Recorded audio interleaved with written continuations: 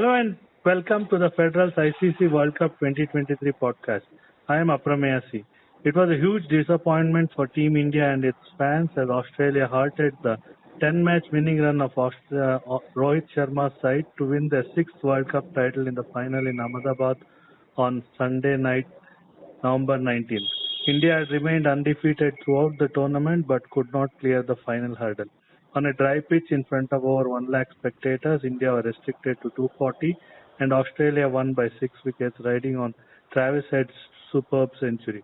To review the World Cup final and the entire tournament, senior cricket writer R Kaushik joins us from the Narendra Modi Stadium. Thanks, Kaushik, for speaking to the Federal. Hi, Apu. Thanks for having me. Kaushik, a brilliant World Cup campaign could not culminate in the title. What do you think went wrong for today for India on the big day?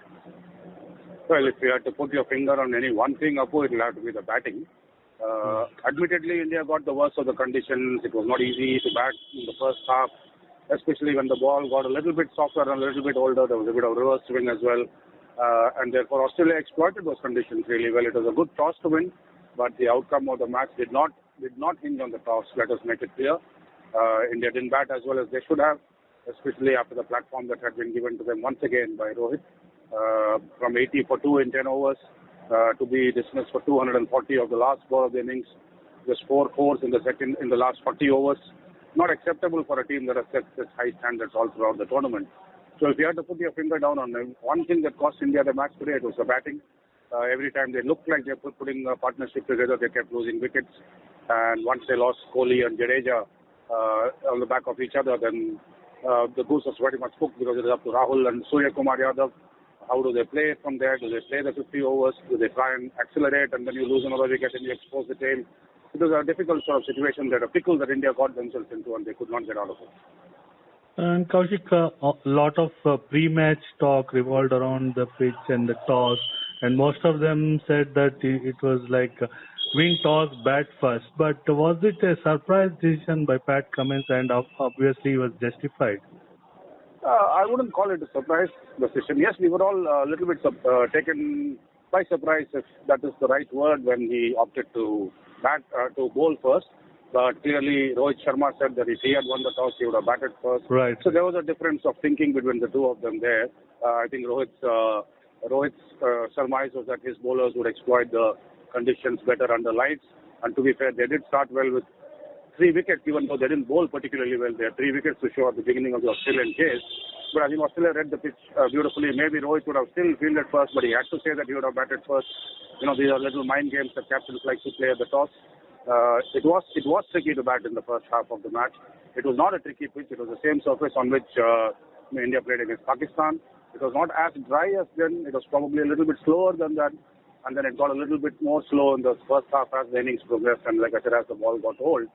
And when the team batting second came on and the lights were on, once they got past the initial 7-8 overs of swing and movement of the surface, then it became excellent to bat on. You could see the kind of shots that Travis had played.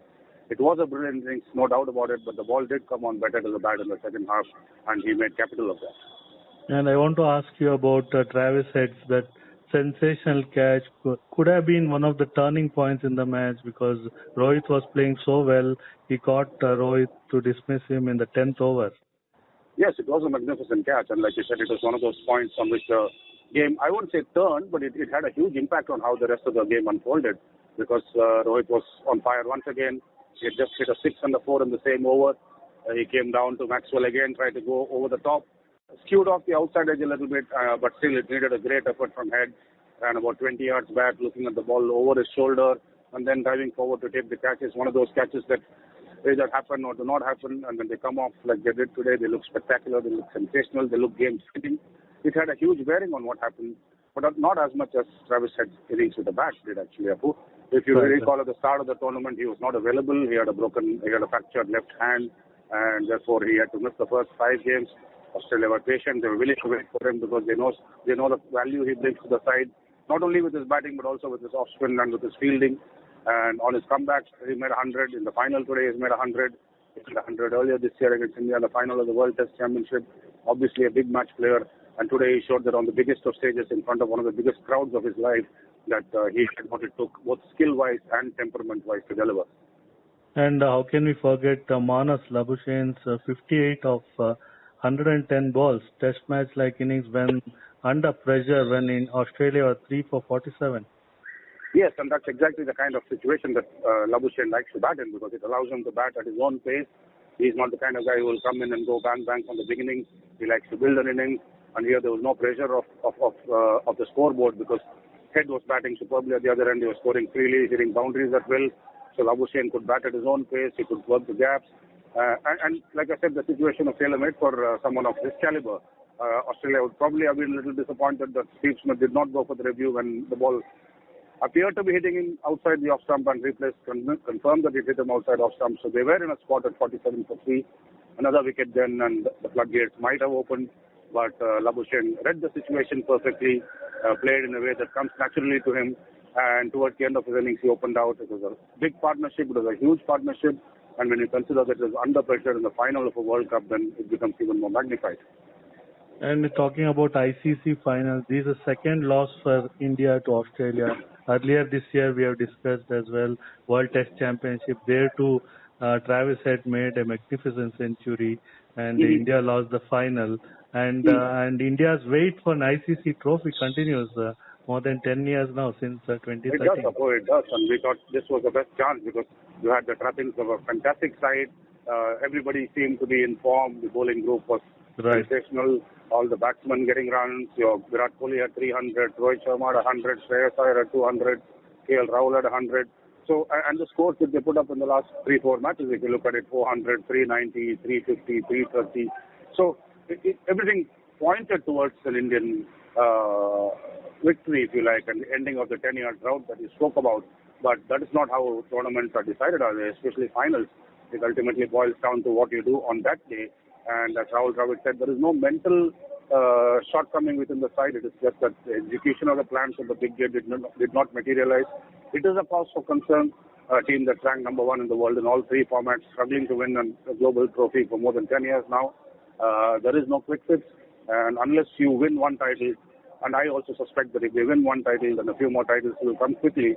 But where the first title is going to come from is a big question. And when we speak about Australia, they're always big match players, and it again they proved. What makes them a class apart from other teams? If you look at it, Apu, in the same side, they have had players who won in the 2015 World Cup. I know it's 8 years back, but when you played a final and when you know what it takes to win a final, then you don't forget that even if it is 8 years later.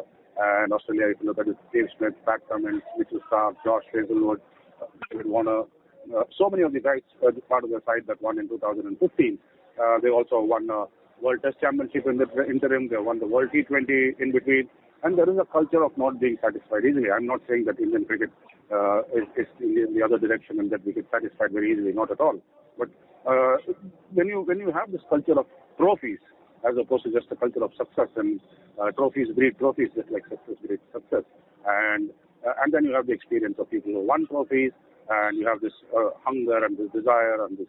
Let's not forget that India came into the final on a 10-match winning streak, but Australia also had an 8-match winning streak after losing the first 2 games. So they were also in form, primed, good all-round side, a lot of all-round depth. And that is something that going forward India will have to consider. In this tournament, it didn't hurt them until the final, but to play only specialists, well, when it comes off, it looks fabulous like it did for most of the tournament, but when it doesn't come off like it did today, then the wheels just completely fall off, don't they? Right, and Virat Kohli, just like Sachin Tendulkar did in 2003, India lost the final back then also to Australia, and Sachin was the player of the tournament. Again, Virat Kohli, magnificent tournament, could not win the trophy, but he won the player of the tournament, 765 runs. Yeah, and you could see from the reaction on his face when he received the trophy from Roger Binny, the president of the BCCI, there was not even a hint of a fake smile on his face. These guys play for the team, and sometimes we feel that they say stuff like playing for the team as a cliche and for public consumption, but it's not. These guys want to win. They are supreme professional athletes. They're competitive guys, and they really want to win. For them, yes, the personal milestone and an individual accomplishment, yes, it does have a value, but nothing gives them greater delight than than winning as a team, than winning titles and matches. And you could see the disappointment on the faces of all the guys. Rahul Dravid came for the press conference. You could see the anguish and dismay on his face. Rohit Sharma, you could see a few tears there. I mean, they put their heart and soul into this campaign. And it'll be a shame if the team is defined by what happened today. But, that's how sport goes. I mean, you have a winner and you have a loser. And unfortunately today, India were the losers, Australia were the winners. Again, like I said, it doesn't take anything away from the Indian campaign, but and that's a big but, isn't it? Right. And what holds the future for Kohli and Rohit? We may not see them in the next edition of the 50-over World Cup 4 years from now. Potentially, yeah. I mean, like Rahul Dravid again pointed out, it's just been a few minutes since the final got over, so it's not the time to discuss careers and where people will be headed. But it will be very difficult to imagine Rohit Sharma playing a 50-over World Cup 4 years from now. Likewise for Kohli, because by then he would have played 19 years of international cricket. Stranger things happened. We know Sachin Tendulkar played 24 years. Right. So we can't write anything off. But especially with Rohit and with a couple of the faster bowlers, it will be a surprise if they're around for as long as 2027 when the next 50-over World Cup is going to be played. Last couple of questions, Kaushik. You have been traveling and covering the Indian team throughout the World Cup. So how has been the experience this 50-over World Cup? There have been a lot of questions over the format not surviving in the onslaught of T20 cricket. I don't know so much about the 50-over format and its future, Apu, but the ODI World Cup, this World Cup that we had in India, I would call it an unqualified success. The tournament took a little bit of time to pick up steam, but once the Indian team started doing well, stacked up 2-3 wins, especially the win against Pakistan, then you could see that the whole country got behind not just the team but the tournament. And that was evident from the big crowds that came for neutral games, for non-India games, not only in the traditional centres but also in the non-traditional tier 2 centres, if you like. And therefore, the fact that so many people turned up, more than a million people came to the ground. And today to have nearly 100,000 people at the Narendra Modi Stadium, the stadium was full long before the toss of goal. Right. We were treated to a wonderful air show. There was a laser show, and then there was a mid-innings dance and music show as well. It is entertainment, it is cricket. And again, like I said, who knows what the future holds for the 50-over game, but as far as this World Cup is concerned, anyone who says that it's anything but a success, well, I don't know what their definition of success is. Right, one last question, Kaushik. What next for this Indian team? We know there's a series coming up against Australia, the T20 series. Yeah, there's so much cricket coming up, Apu. There's no time to sit back and reflect, actually. If you look at it, 3 days from now, they're playing Australia in a 5-match T20 series. And astonishingly enough, a lot of the Australians who won the World Cup are part of the Australian team as well. Apart from the faster bowlers who have been rested, most of their other players from this World Cup winning campaign are there in the Australian team, which will play under Matthew Wade. And then India finished that, and then they have South Africa, 2 tests, 3 ODIs, 3 T20s. We all know that the contracts of Rahul Dravid and his support staff have officially ended today at the end of this campaign. So what the future holds for them, we are not sure. One thing is sure, that they will not be there for the T20 series against Australia, as they should not, because they also put their heart and soul into this. We see the efforts of the players on the field, but often the efforts of the support staff don't go that recognized, because it's all behind the scenes and in the back room. But I think Rahul and his team deserve a pat on the back for the wonderful ship and that they have run, wonderful campaign that they have orchestrated. Well, we'll just have to wait and see whether they are inclined to continue, whether the board is looking for fresher faces, newer ideas, because the next T20 World Cup is only about 6-7 months away now in the US and the Caribbean. So plenty of planning to do, plenty of things to work on, and plenty of cricket to look forward to. The World Cup is just not a tournament now as it stands, and there is so much more cricket in the immediacy of the World Cup. Thanks, Kaushik. It was a pleasure listening to you throughout the World Cup. Until then, next series, thanks a lot. Thanks, Apu. It was great fun talking to you and sharing our opinions. It was a wonderful campaign. I enjoyed this whole ride. It was hectic, it was tiring, but it was definitely worth it just for the brand of cricket that the Indian team played. Shame that there was no pot of gold at the end of the rainbow today, but I'm sure it's only a matter of time. Thank you.